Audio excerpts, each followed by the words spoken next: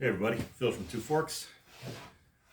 So last video I showed what I think is to be essential shop equipment for a basement wood shop. Some of the bigger stuff that we use here, and I thought I'd show you some of the essential, if you will, shop accessories that we have. I know there are a lot of guys out there who make a lot of accessories. It seems like all they do is make accessories. I don't think I've ever seen them make a wood project, but they have really nice accessories. Our stuff's pretty basic. We keep it pretty simple here. And I know, for instance, with crosscut sleds like this one, there's guys who put tracks in there and all kinds of stops and make repeatable things. We don't get too crazy about that. This is obviously our crosscut sled. It's super simple. It's about 16 inches. We have another one that can cut 2 feet, I think, but it gets a little weird when you try and make big ones because it wants to fall off the table when you're trying to put the workpiece on. So we keep them small. The 2 foot is almost too big for me, but 16 inches is perfect. And again, ours is simple. We don't do a lot of repeatable cuts on here because I don't really love making repeatable cuts when you've got a blade sticking right in there. And I see a lot of guys make cuts and then they pull the workpiece away. No thank you for me on that. I don't like sticking my hands in any place where there's a quickly spinning blade. I also don't love little pieces in there. I see guys make cuts and then they just set it up and make another cut and leave the piece in there. That is a no in our shop. You can look on YouTube and see 1,000 guys getting hit in the stomach with pieces of wood that they left in there. Don't do it. For me, don't do it. I'll show you a little tip how to make, if you're going to make a repeatable cut and just want little pieces, I'll show you how to do it on the chop saw. It's a little trick that I use, and it's effective, and it's a lot safer than having a bunch of little pieces floating around in here. Again, super useful. I highly recommend making one of these. Ours obviously is nothing special. You just have to cut these little runners on here, make sure everything's nice and square, and you'll have a really, really handy tool. And you may find that you're going to bling yours out and use it for all kinds of things too, whatever. But start with this and then see where you want to go with it. But these are very, very useful.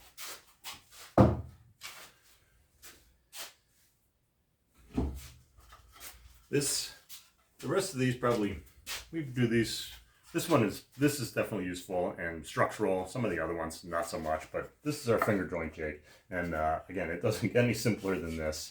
All you need to have here is, we set ours up for a 1/4 inch dado stack. And so you'll have your little 1/4 inch slot right here. This little piece on there is actually a 1/4 inch too. And this space right here is a 1/4 inch. And that's how you set these up. No matter how you're going to do it, if you're going to have just a single blade, then this little thing will be a single blade thickness and it'll be a single blade away from it, no matter what. 3/4, this will be 3/4, and that space will be 3/4. If you want me to explain that further or make a little video about how to make one of these and how they all work, let me know. But right now I'm just sort of showing you what we have.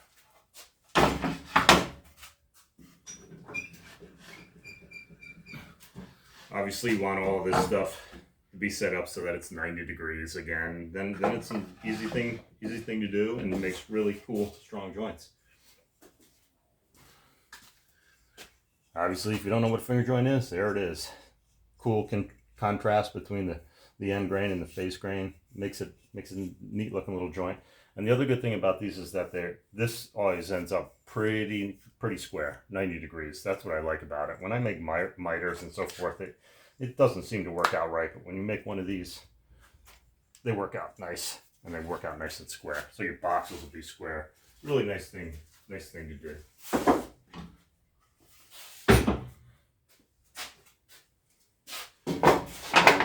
This cuts splines in boxes, and again, I don't think you can get any simpler than this. This is just some scrap. I really ought to make these so that they look a little nicer, but this one works so well that we just keep it the way that it is.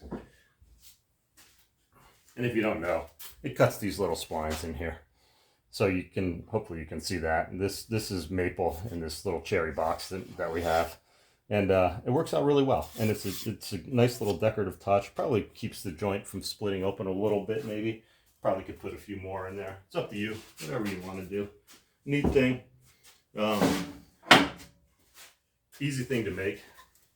This is just 90 degrees. The only semi-complicated part of it is that this has to be flat on here, and this will ride along the table of the table saw. And this little depth right here has to be the depth of your slot in your table saw, so that this part sits nice and flat on the table. But other than that, pretty easy thing to make. And then you just put your box in there and just run through.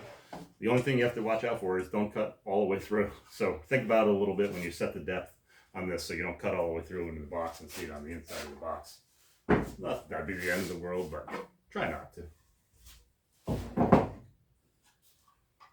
This guy, obviously, I didn't make, but this is a really, really handy tool for their table saw. This is super grippy, and this rides along, obviously, on the table of the table saw. And then your blade will run in here. It's great for cutting little pieces, skinny little pieces, whatever it happens to be.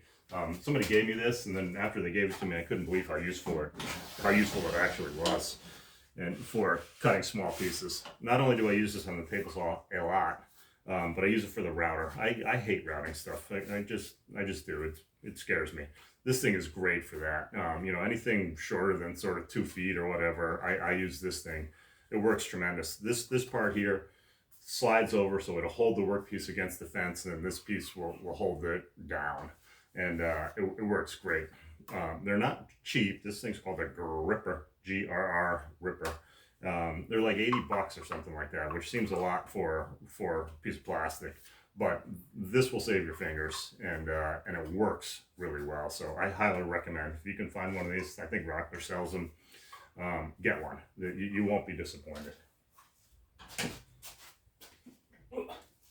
The final jig that we have for our table saw, at least, is this tenoning jig. And this pretty much speaks for itself. It's pretty obvious and not a hard thing to use. You just put whatever you need to tenon in there, set it up. This moves back and forth, and then you set it up to cut your tenon.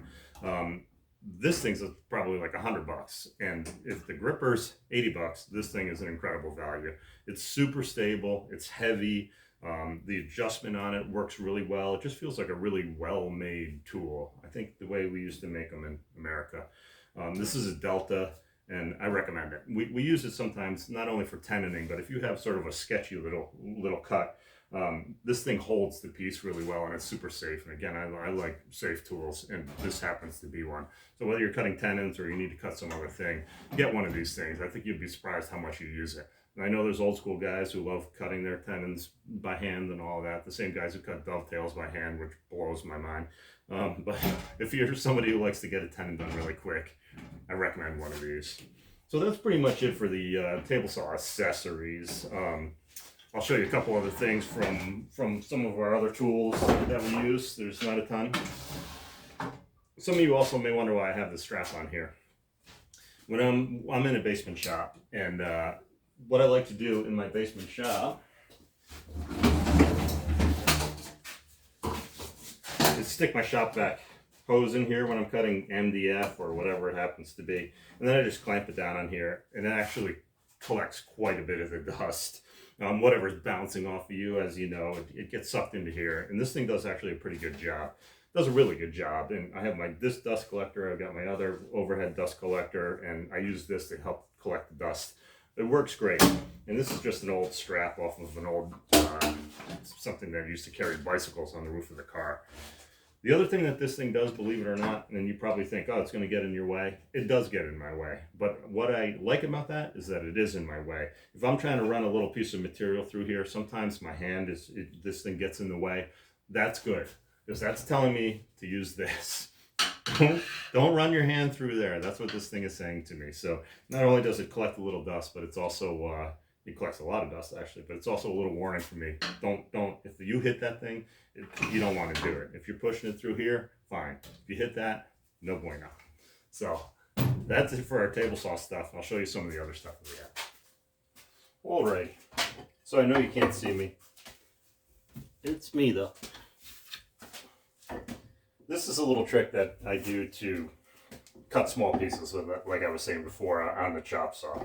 I just take this, which I think probably everybody throws immediately out when they get their chop saws, but this is a little hole down that you can use if you're, I guess, cutting small little pieces. I never use it for that, but if I need to cut a bunch of small pieces on the chop saw. I screw this block on where I need it, and then I just push it over and hold it against the fence and butt my piece up against it.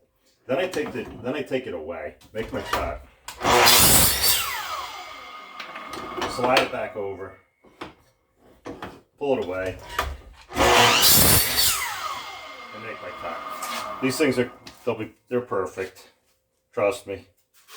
They're exactly the same size. And it's an easy, repeatable way to do it. And the reason I like to do it this way is because I don't like to clamp something on there and then butt it up there and have the piece captured by the chop saw. You don't want to do that because a lot of times that blade will then catch it and kick it or whatever. So this way is really easy. Just put it up nice and tight against there, put your piece up, and then it's free to move about the cabin, and it's not gonna get caught and crack and break and fly all over the place. So this is a cool thing. If you still have your little hold down, give it a try. It works really well. It's effective and it's safe, like I like. All right, so we moved over to the drill press. This is the mortising jig. Pretty effective tool, pretty fun tool, not terribly expensive, and it does the job really well. You can hand cut them and all that with chisels and all that, but this, you might end up having to trim a little bit even with your chisels, but this will get the majority of the work done. Pretty self-explanatory. There's a drill bit inside here. This is just a square chisel. Down it goes, makes your cut, and then you move it over and make your cut. The only thing I'll say about using these is you do want to have something that holds it down like this. Even if you don't have one of these, it comes with it. But if for some reason you don't, you definitely want to hold it down, because when you go to bring that handle back up, it's going to try and lift the workpiece, and it becomes kind of a nuisance. What I will say is you need to be accurate with this. When you set this all up, if you set it up so that it's a little bit off, your workpiece is going to sit off like that when you go and put the tendon inside there. And believe me, it will.